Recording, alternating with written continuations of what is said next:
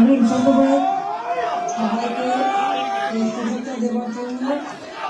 যারা এই একটা বৈরী প্রাকৃতিক পরিবেশ তার মধ্যে সকলে উপস্থিত হয়েছে, সেজন্য আপনাদের সবাইকে ধন্যবাদ জানাচ্ছি। আসসালামু আলাইকুম। আজকে আমরা সবাই যেখানে আপনাদের সাথে কথা বলতে পারছি, সেই জন্য সত্যি আমি খুব আনন্দিত। আমাদের বিজয়ের মাস ডিসেম্বর, আমি আমাদের মাননীয় প্রধানমন্ত্রী বক্তব্য দিচ্ছে, সবাই একটু শুনুন। বিজয় মাসে আমি আন্তরিক শুভেচ্ছা জানাই সবাইকে। আমরা অল্প বলতে পারি যে আজকে আমরা বিজয় দিবসটা এমন একটা অবস্থা পরিবেশে পালন করছি যেখানে মানুষের কথা বলার অধিকার নাই, ন্যায় বিচার পাওয়ার অধিকার নাই, মৌলিক অধিকার থেকে মানুষ বঞ্চিত। এটাই হচ্ছে সবচেয়ে দুঃখের। আমাদের মহান নেতা জাতির পিতা বঙ্গবন্ধু শেখ মুজিবুর রহমানের নেতৃত্বে এই দেশ আমরা স্বাধীন করেছি। আমি জাতির পিতা বঙ্গবন্ধু শেখ মুজিবুর রহমানের প্রতি শ্রদ্ধা জানাচ্ছি। আমি শ্রদ্ধা জানাই জাতির চার নেতার প্রতি, 6 লক্ষ শহীদের প্রতি, 2 লক্ষ মা বোনের প্রতি। আমি আমাদের মুক্তিযোদ্ধাদের জানাই সশ্রদ্ধ সালাম। জনগণের ভোট ভাতের অধিকার, ভোট ও ভাতের অধিকার আদায় করতে চেয়ে যারা জীবন দিয়েছেন তাদের আমি শ্রদ্ধার সাথে স্মরণ করি। 2024 সাল,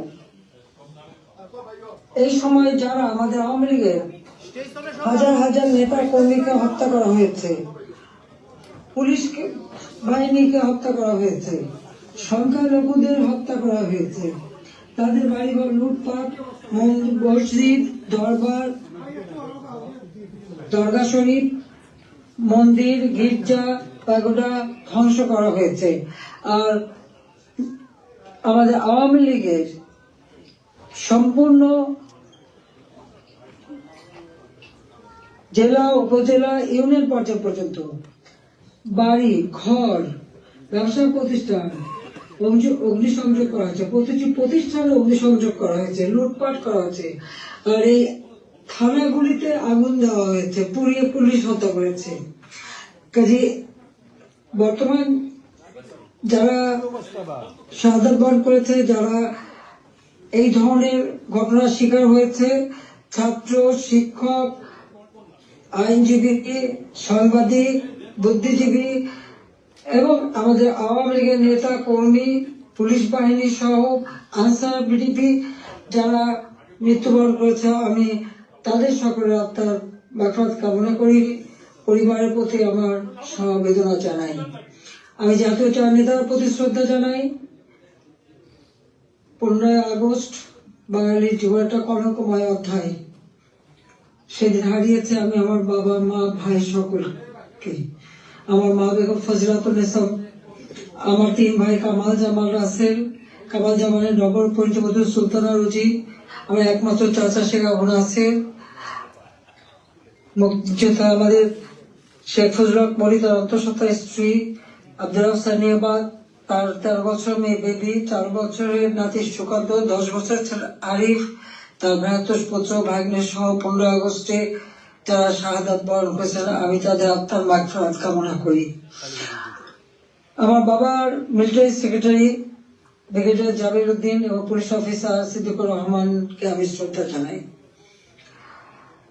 আজকে আমি আপনাদের সাথে কথা বলতে চেয়ে বারবার মনে পড়ছে যে বাংলাদেশের প্রতিটি অর্জনের সাথে আমাদের প্রবাসী বাঙালিদের অবদান রয়েছে। সে আগরতলা ষড়যন্ত্র মামলা থেকে জাতির পিতাকে মুক্ত করা থেকে শুরু করে আমাদের মহান মুক্তিযুদ্ধে, এবং সেই 2007 সালে যখন আমাকে দেশে ফিরতে বাধা দিয়েছিল তখনকার সরকার, সে সময়ও আপনাদের সকলের সহযোগিতা পেয়েছি। আজকেও যখন বাংলাদেশ অত্যন্ত একটা কঠিন সময়ের মধ্য দিয়ে যাচ্ছে, একটা ফ্যাসিস্ট সরকারের অধীনে বাংলাদেশের মানুষের মৌলিক অধিকার, বেঁচে থাকার অধিকার সবই হরণ করা হয়েছে। সারা বাংলাদেশ জ্বলছে, প্রতিটি প্রতিষ্ঠান আগুনে পোড়ানো। সেই অবস্থায়ও প্রবাসীরা আজকে নির্যাতিত, নিপীড়িত মানুষের পাশে আছেন। আমি আপনাদের প্রতি কৃতজ্ঞতা জানাই, আন্তরিক ধন্যবাদ জানাই এই চরম দুঃসময় মানুষের পাশে দাঁড়ানোর জন্য। যে বাংলাদেশকে আমরা গড়ে তুলেছিলাম জাতির পিতা স্বপ্নের বাংলাদেশ হিসেবে, ক্ষুধা দারিদ্র্যমুক্ত বাংলাদেশ হিসেবে, অর্থনৈতিকভাবে বাংলাদেশ উন্নত হয়েছিল, কিন্তু আজকে আমরা দেখি যে একে একে সব ধ্বংস করা হয়েছে। আজকে এমন একটা সরকার ক্ষমতায় যাদের হাতে এদেশের 30 লক্ষ মানুষ শহীদ হয়েছে, আমাদের বুদ্ধিজীবীদের হত্যা করা হয়েছে। এই 14 ডিসেম্বর বুদ্ধিজীবী হত্যা দিবস, সেই সময় ওই নিজামী, মুজাহিদ থেকে শুরু করে এরা তো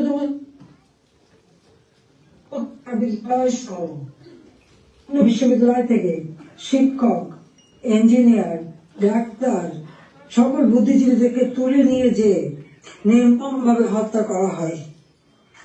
বাংলাদেশকে মেধাশূন্য করার একটা চেষ্টা করা হয়েছিল সেই সময়।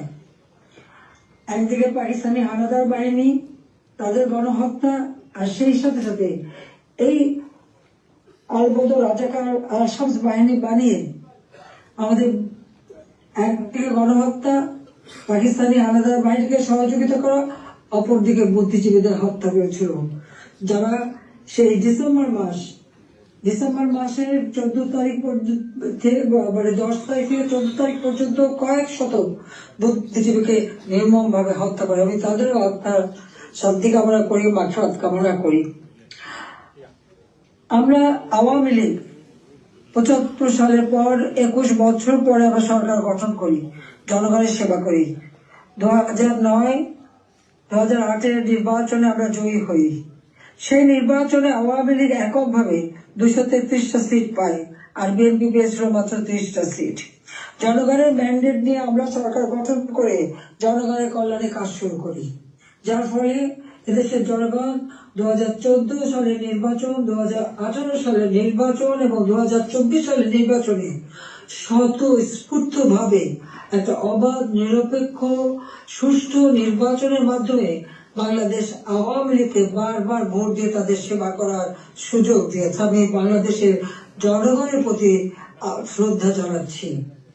দুর্ভাগ্যের বিষয় হলো 2024-এ সরকার গঠন করার পর আমরা যখন দেশকে এগিয়ে নিয়ে যাচ্ছি, এই বাংলাদেশকে একটা যুদ্ধ বিধ্বস্ত বাংলাদেশ গড়ে তুলে জাতির পিতা বঙ্গবন্ধু শেখ মুজিব উন্নয়ন একটা সম্পূর্ণত দেশ হিসেবে প্রতিষ্ঠা করে দিয়েছিলেন, যেটা আন্তর্জাতিকভাবে স্বীকৃত, জাতিসংঘ কর্তৃক স্বীকৃত ছিল। সেই সম্পূর্ণত দেশকেই আওয়ামী লীগ সরকার গঠন করার পর 2009 সাল থেকে 24 সাল এই সময়ের মধ্যে, বিশেষ করে 2021 সালে 20 সালে যখন আমরা জাতির পিতার জন্ম শতবার্ষিকী উদযাপন করি, 21 সালে যখন স্বাধীনতা সুবর্ণ জয়ন্তী উদযাপন করি, সেই সময় বাংলাদেশকে আমরা উন্নয়নশীল দেশের মর্যাদায় অধিষ্ঠিত করি।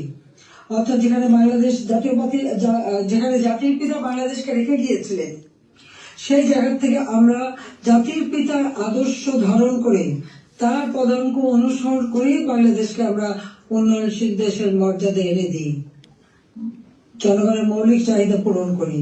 দারিদ্র্যের হার 41 ভাগ থেকে 18.7 ভাগে নামিয়ে আনি। হত দরিদ্র যা 25.1 ভাগ ছিল, সেটা আমরা 5.6 ভাগে নামিয়ে আনি। আমাদের লক্ষ্য ছিল বাংলাদেশ সম্পূর্ণভাবে অতি দারিদ্র মুক্ত হবে, আর সেই লক্ষ্য নিয়ে ব্যাপক কর্মসূচি বাস্তবায়ন করি।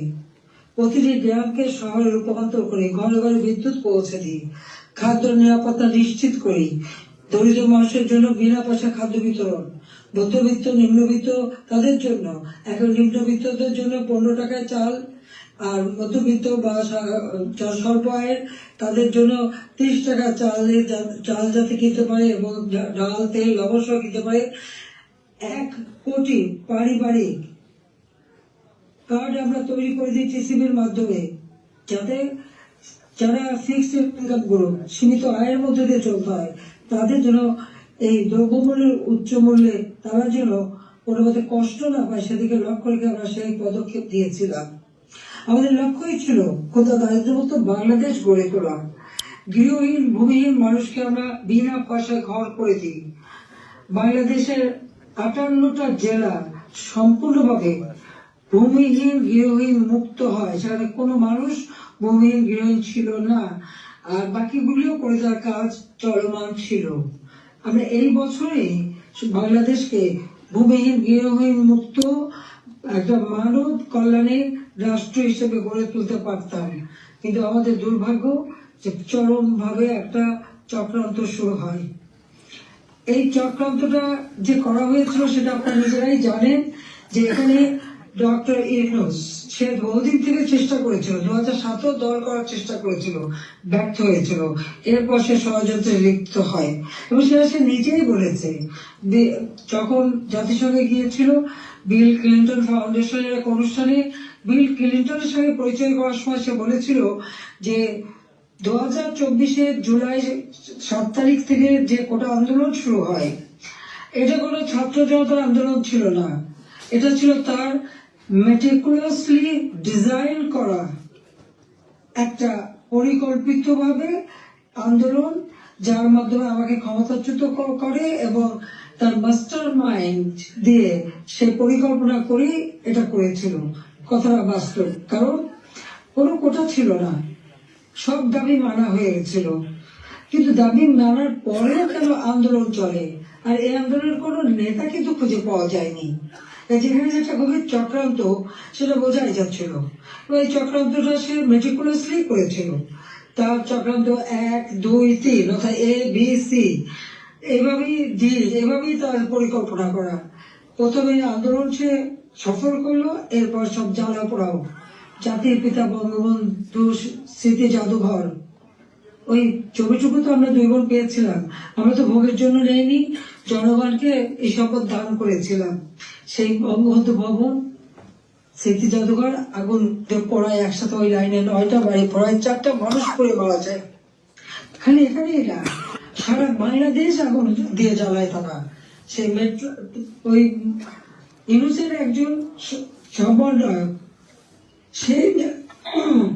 সে নিজেই স্বীকার করেছে পুলিশ হত্যা এবং মেট্রো রেলে আগুন না দিলে নাকি তাদের বিপ্লব সফল হতো না। তো পুলিশ হত্যা এবং মেট্রো রেল আগুন দেওয়া, অর্থাৎ শুধু মেট্রো রেল না, যে কটা প্রতিষ্ঠানে আগুন দিয়েছে, বিজিবি থেকে শুরু করে আমাদের সেতু ভবন, সড়ক ভবন, দুর্যোগ মন্ত্রণালয় ভবন, সবই তাদের ওই পরিকল্পনার অংশ। এবং সেই সাথে বঙ্গবন্ধু ভবন থেকে শুরু করে আওয়ামী লীগের সকল নেতা কর্মীদের বাড়ি ঘর, ব্যবসা প্রতিষ্ঠান সব অগ্নি সংযোগ করে পুড়িয়ে দেওয়া হয়েছে। এমনকি নরসিংদীতে আপনারা দেখেছেন জেল ভেঙে দিয়ে সেখান থেকে সমস্ত কয়েদি জঙ্গি সন্ত্রাসী তাদেরকে ছেড়ে দেওয়া হয়েছে। শুধু তাই না, ইউনূস ক্ষমতা এসে যত জঙ্গি সন্ত্রাসী ছিল তাদেরকে তারা ছেড়ে দিয়েছে, মুক্ত করেছে। এমনকি 21 আগস্ট গ্রেনেড হামলা যারা আসামি তাদেরকে ছেড়ে দিয়েছে। হলিউডিজনে যেখানে জঙ্গি হামলা হয়, আমরা সেই হামলা মোকাবেলা করে সেখানে কিছু মানুষ উদ্ধার করি, কিন্তু অনেক মানুষকে তারা হত্যা করে। সেই অপরাধী জঙ্গি সন্ত্রাসী যাদের বিচার হয়েছিল, সাজাপ্রাপ্ত, তাদেরকেও মুক্ত করে দেয়। মানে এটা কোন ধরনের কাজ আমরা জানি না।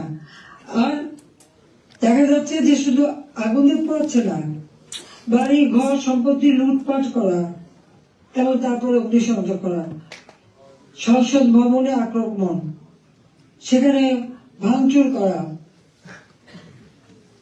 চিফ জাস্টিস তাকে অপমান করে, লাঠি সোটা নিয়ে তাকে অপমান করে তাকে পদ থেকে বাধ্য করা, নির্বাচন কমিশন, পাবলিক সার্ভিস কমিশন, মানবাধিকার কমিশন করে এক এক প্রতিষ্ঠান, প্রত্যেকটা প্রতিষ্ঠান ধ্বংস করেছে, সকলকে সেখান থেকে বাধ্য করেছে পদত্যাগ করতে।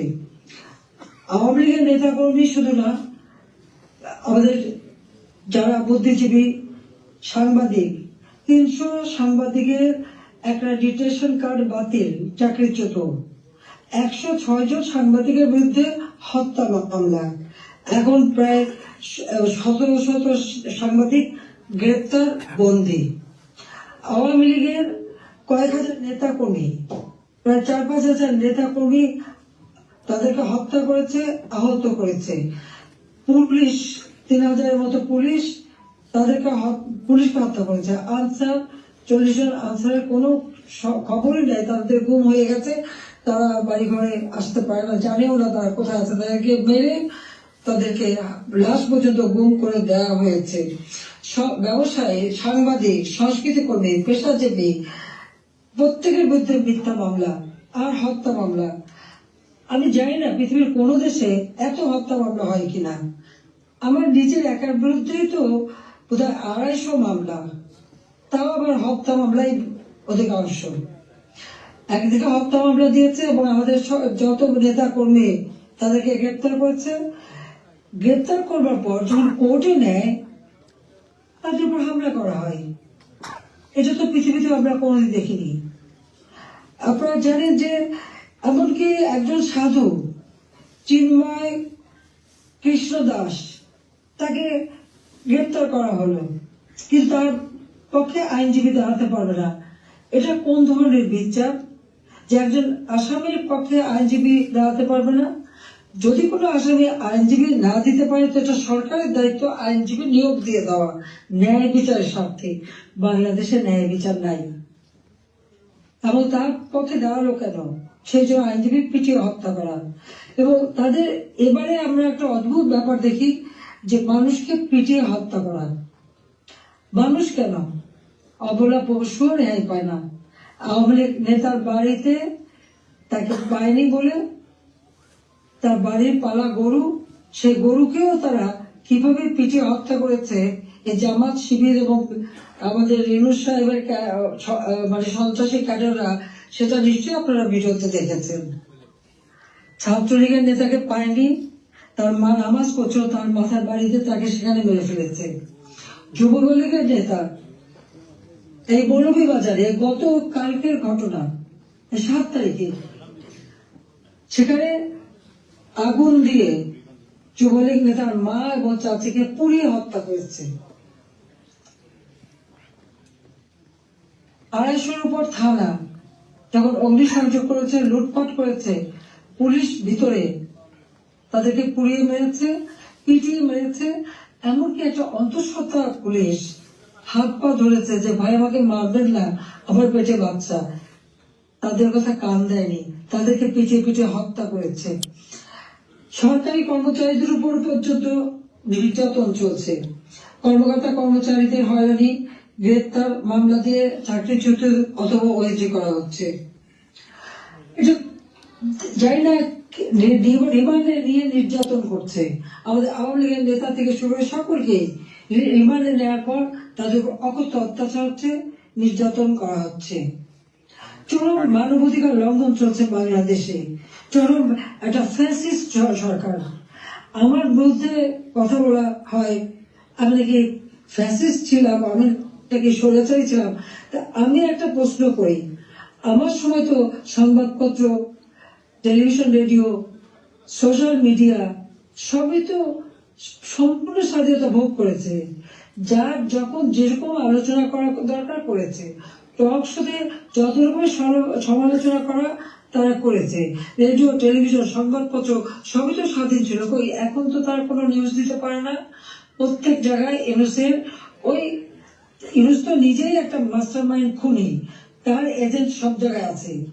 প্রত্যেক জায়গায় তারা ঠিক করে দেয় কোন সংবাদ যাবে, কোন সংবাদ যাবে না। এই যে বাংলাদেশে এত ঘটনা ঘটে যাচ্ছে, প্রায় 1 কোটির মতো প্রতিষ্ঠান শুধু অগ্নিসংযোগ করে ধ্বংস করা হয়েছে। ইন্ডাস্ট্রি, হোটেল, 5 স্টার হোটেল থেকে শুরু করে কোনো কিছু বাদ যায় নাই তাদের আক্রমণ থেকে। কেউ কি কোনো একটা নিউজ দিতে পেরেছে? কেউ কি কোনো সংবাদ দিতে পেরেছে? কেউ কি বিচার চাইতে পেরেছে? বিচার চাওয়ারও সুযোগ নেই, থানার মামলা দেওয়ার সুযোগ নেই। মামলা শুধু সেটুকু হবে যেটুকু তারা বলে দেবে সেইটুকু। ন্যায় বিচার পাওয়ার অধিকার মানুষের নাই। উচ্চ আদালত থেকে শুরু করে সর্বক্ষেত্রে দলীয়করণ, চরম ভাবে দলীয়করণ। বলছে বৈষম্য বিরোধী আন্দোলন, এখন তো দেখা যায় সব জায়গায় বৈষম্য সৃষ্টি করা হচ্ছে। আমি একটা কথাই বলতে চাই, যে যে সমস্ত অপবাদগুলি দেওয়া হয়েছে সবাই একটু তুলনা করে দেখুন, যে আওয়ামী লীগ সরকার থাকতে মানুষ কিভাবে স্বাধীনতা ভোগ করেছে, সেটা সোশ্যাল মিডিয়া হোক, তাদের বক্তব্য হোক, মিটিং মিছিলে হোক, সব কিছুতে অধিকার ছিল। আমরা তো সেখানে হস্তক্ষেপ করিনি।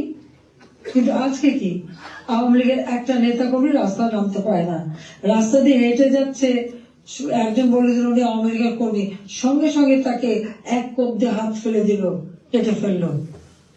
কোন দেশে বাস করি আমরা? কি অপরাধ! আর সেই সাথে দেখা গেল কি, এই অপরাধীদের দায় মুক্তি দেওয়া হলো। জুলাই 15 তারিখ থেকে এই পর্যন্ত যাদের হত্যা করা হয়েছে, লুটপাট, অগ্নিসংযোগ, মানুষ হত্যা, ছাত্র হত্যা, প্রতিটি শিক্ষা প্রতিষ্ঠানে লুটপাট, সেখানে তাদের উপর নির্যাতন, শিক্ষকদের উপর নির্যাতন, ছাত্রদের উপর নির্যাতন, প্রতিটি জায়গায় নির্যাতন চালানো হচ্ছে। আপনাকে একবার ভাবতে পারেন, শিক্ষক, গুরুজন, শিক্ষককে দেখে ছাত্ররা ভয় পায়, সমীহ করে। আর আমরা কি দেখলাম, আমাদের নোবেলের আমলে আমরা দেখলাম ছাত্ররা শিক্ষকদের অপমান করছে, অধ্যক্ষকে পদ থেকে বাধ্য করছে, ছাত্রীরা প্রিন্সিপালকে গাছের সাথে বেঁধে রাখছে, ছাত্রছাত্রীরা টিচারের গলায় জুতোর মালা পরাচ্ছে, গালে থাপ্পড় মারছে। এটা কোন ধরনের আচরণ এই কোমলমতি শিক্ষক ছাত্রছাত্রীদের শেখানো হচ্ছে? এদের ভবিষ্যৎটা কি? এরা কি আবার ভবিষ্যতে কোনদিন বলে বসবে তুমি আমার বাবা না, রিজাইন করো, যেমন শিক্ষকদের রিজাইন করেছে?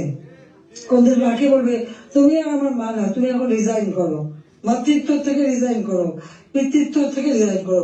সেটাই হয়তো বলে বসবে। এটা কি অভিভাবকরা দেখে না? এটা কি ধরনের এই জাতিকে কিভাবে গড়ে তুলছে, সেটাই আমার প্রশ্ন। আমরা তো শিক্ষা দীক্ষায় সব দিক থেকে সুযোগ করে দিয়েছি, আমরা শিক্ষা বৃত্তি দিয়েছি, বয়স্ক ভাতা, বিধবা ভাতা, প্রতিবন্ধী ভাতা, মুক্তিযোদ্ধা ভাতা দিয়েছি, সব বন্ধ করে দিয়েছে। আজকে হাহাকার। বাংলাদেশে আওয়ামী লীগ সরকার বলে কোনো মানুষ ভিক্ষা করতে হতো না। হ্যাঁ, কিছু প্রফেশনাল ভিখারি ছিল, সেটা আলাদা, কিন্তু মানুষকে তো ওইভাবে খাবারের জন্য হাহাকার করতে হতো না। মানুষ তো 3 বেলা খাবার পাচ্ছিল, আজকে সেটাও পায় না। আপনারা দেখেন গরিব মানুষগুলি দিনমজুর, কাজ পায় না, বেকারত্ব বেড়ে যাচ্ছে, যুবকরা কোনো কাজ পাচ্ছে না। আমরা ডিজিটাল বাংলাদেশ করেছি, আমরা ট্রেনিং দিচ্ছি, কম্পিউটার ট্রেনিং এবং ইনকিউবেশন সেন্টার করে দিয়েছি, হাইটেক পার্ক করেছি, বঙ্গবন্ধু স্যাটেলাইট 1 উৎক্ষেপণ করেছি, কর্মসংস্থান গ্রাম পর্যায় পর্যন্ত ওয়াইফাই কানেকশন, ব্রডব্যান্ড কানেকশন আমরা দিয়েছি, মানুষ কাজ করে খেতে পারে, ট্রেনিং দিচ্ছি। আর এখন বিদ্যুৎ নাই, কেউ কাজ করতে পারে না, প্রত্যেকটা গ্রামকে শহরে রূপান্তর করেছি, আমরা রাস্তাঘাট, পুল, ব্রিজ সব করেছি। এখনো বলে এই বড় বড় মেগা প্রজেক্ট, এটা দুর্নীতি খুঁজবে। হ্যাঁ, আমি চ্যালেঞ্জ দিচ্ছি, দুর্নীতি খুঁজে বের করুক।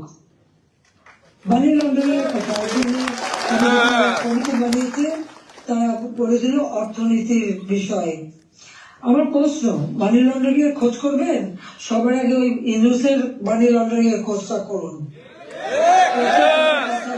গ্রামীণ ব্যাংকে কত টাকা পাচার করেছে, গ্রামীণ ফোনের, আগে সেই হিসাবটা বের করেন, তার দেখো স্বচ্ছার সাথে। নিজের নামে দুর্নীতির মামলা হয়েছে,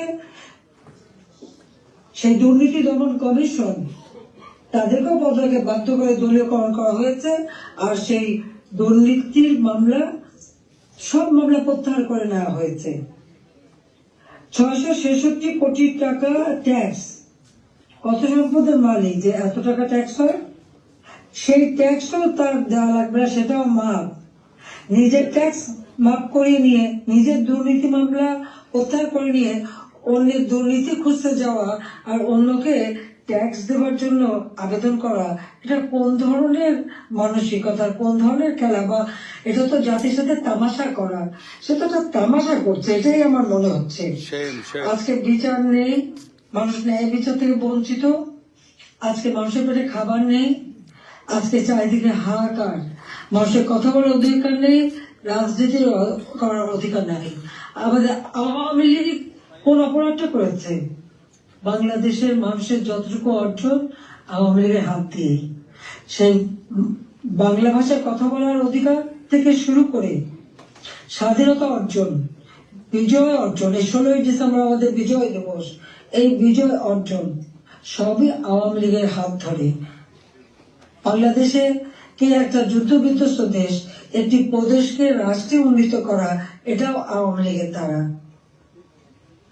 সর্বোন্নত দেশ থেকে আজকে উন্নয়নশীল দেশের মর্যাদা, এটাও তো আওয়ামী লীগ অর্জন করে দিয়েছে।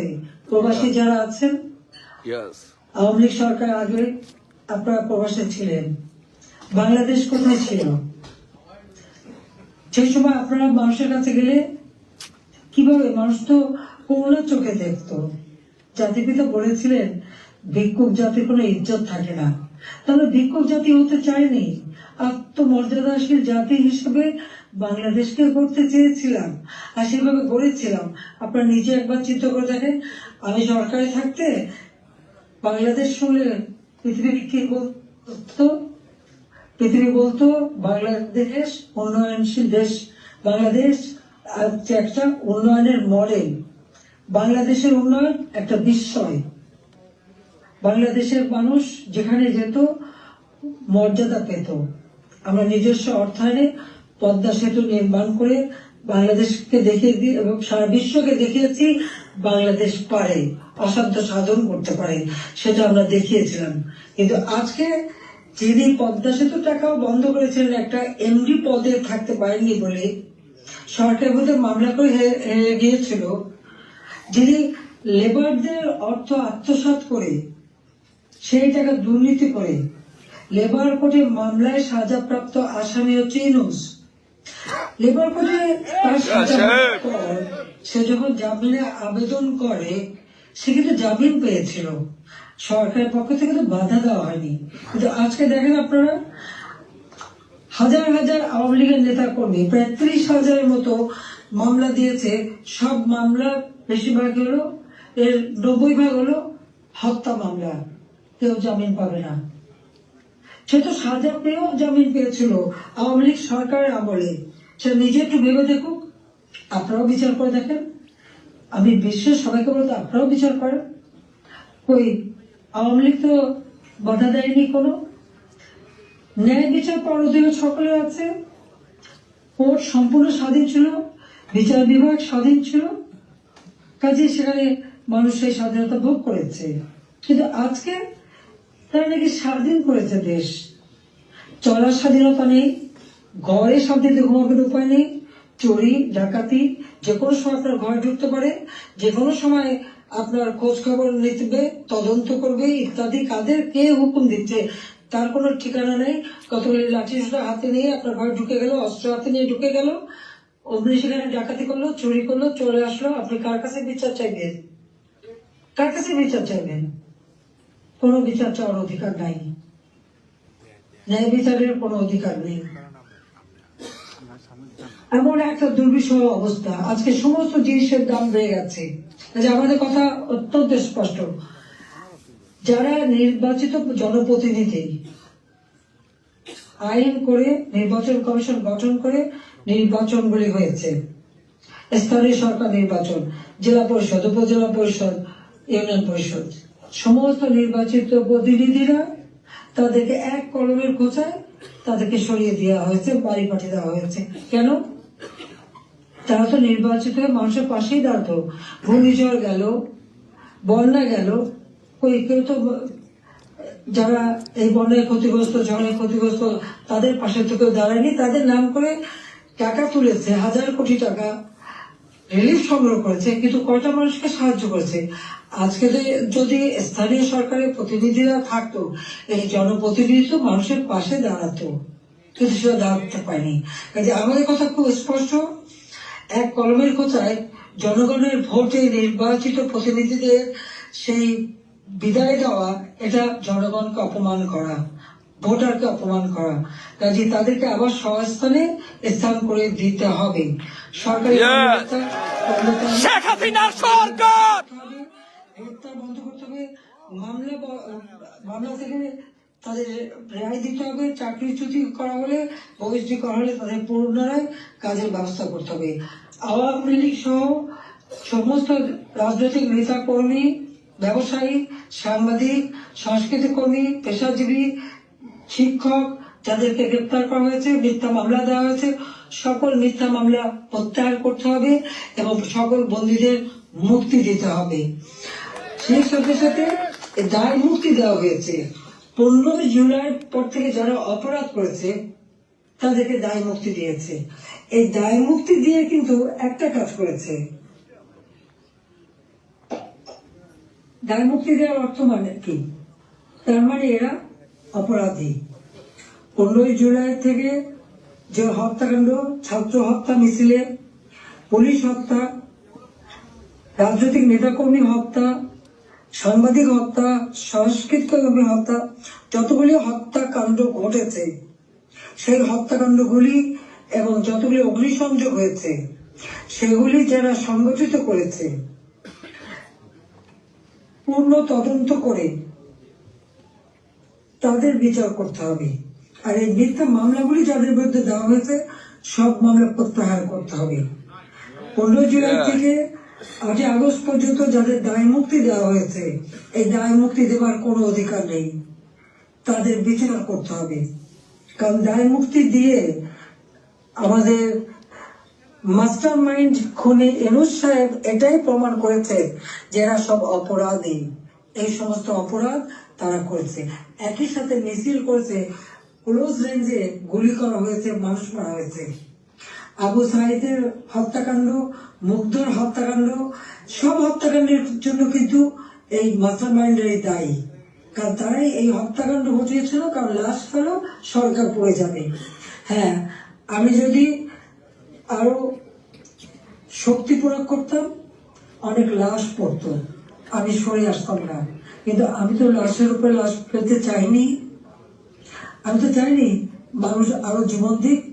কারণ আমি তো স্পষ্ট দেখতে পাচ্ছি যে পরিকল্পিতভাবে হত্যা হচ্ছে, পুলিশকে খামাখা দোষারোপ দিচ্ছে, পুলিশকে তো রাবার বুলেট ব্যবহার করেছে এবং যখন পুলিশকে মেরে ঝুলানো হয়েছে তখন তারা তাদের জীবন বাঁচাতে চেষ্টা করেছে। এটা কিন্তু একটা ইউনিভার্সাল সিস্টেম, এটা বিশ্বব্যাপী আছে, তাদেরও আত্মরক্ষার সুযোগ আছে। কিন্তু যারা এভাবে পিটিয়ে পিটিয়ে হত্যা করলো, যারা আগুন জ্বালিয়ে দিয়ে পুড়িয়ে হত্যা করলো, তাদের বিচার কেন হবে না? যারা ঘরে ঘরে যে লুটপাট করলো, আগুন দিল, এমপি হোস্টেল, সংসদ ভবন, সেগুলি যারা ভাঙচুর করেছে, প্রত্যেকটা এমপির হোস্টেলের রুম তারা লুটপাট করেছে, তারা ভেঙে ভেঙে প্রথমে চুরি করেছে, লুটপাট করেছে, ছাত্র নামধারী, তারপরে সেখান থেকে পরে পুলিশে দিয়েছে। প্রত্যেকটা বাড়ি বাড়ি যে হামলা, লুটপাট। আমাদের তো কিছুই নেই, গণভবন লুটপাট, আমি তো গণভবন ছেড়ে দিয়ে আসছি। আমরা দেখলাম ইউনূস সাহেব নিজেই তার সমন্বয়কদের নিয়ে চলে গেছেন গণভবনে, কাজে লুটপাটের কিছু ভাগ বটরা নেওয়ার জন্য। উনিও সেই লুটপাট করেছেন। কাজে লুটেরা এখন দেশ লুট করছে। শেয়ার মার্কেটে লক্ষ কোটি টাকা পাচার হয়ে গেল, কোথায় গেল টাকা?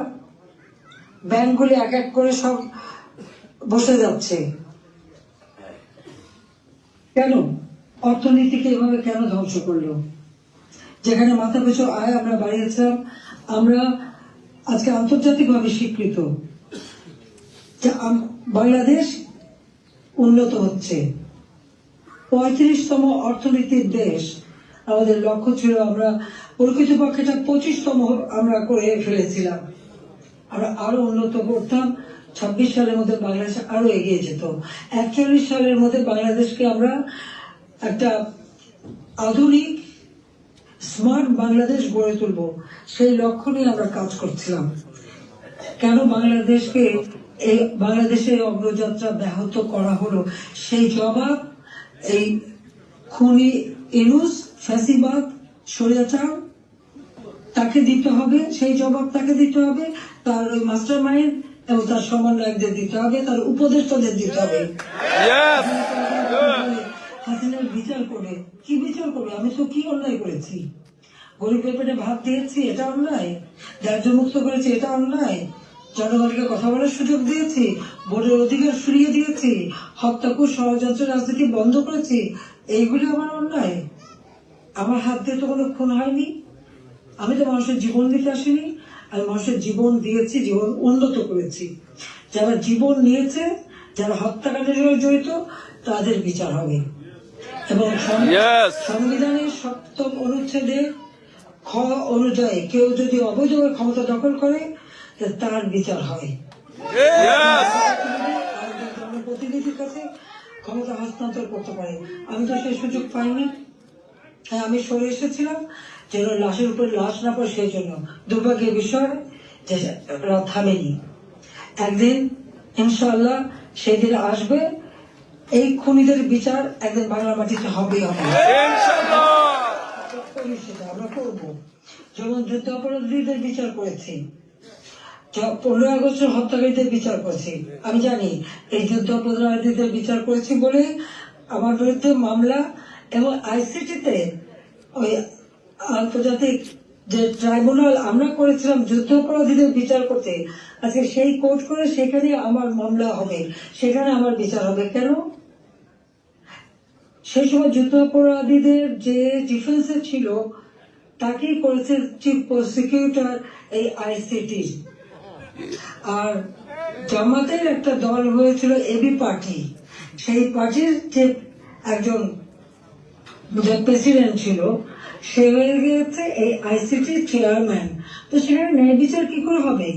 আর এটা কিভাবে করে? এটাও তো একটা বিচারের একটা নর্মস, তাতে পড়ে না।